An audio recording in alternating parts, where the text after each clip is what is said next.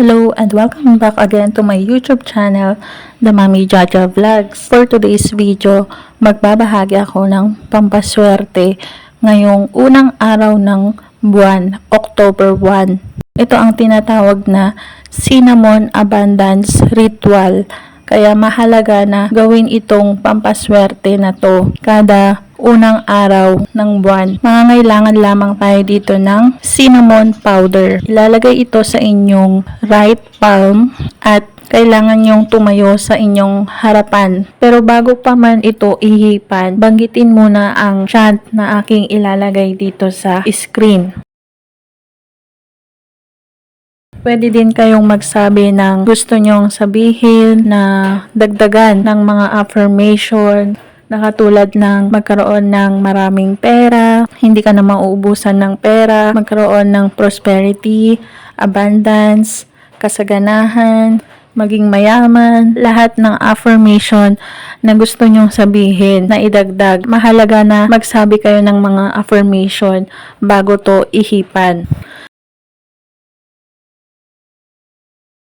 At iihipan ang cinnamon powder paloob sa inyong tahanan o sa inyong bahay.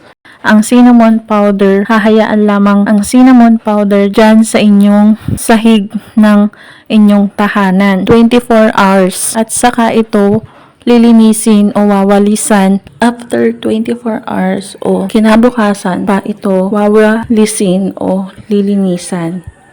Kailangan magawa itong pampaswerte na ito ngayong October 1 dahil ito ang mag-i-invite ng kasaganahan, ng prosperity at mga blessings, ng mga swerte sa ating tahanan at sa ating buhay.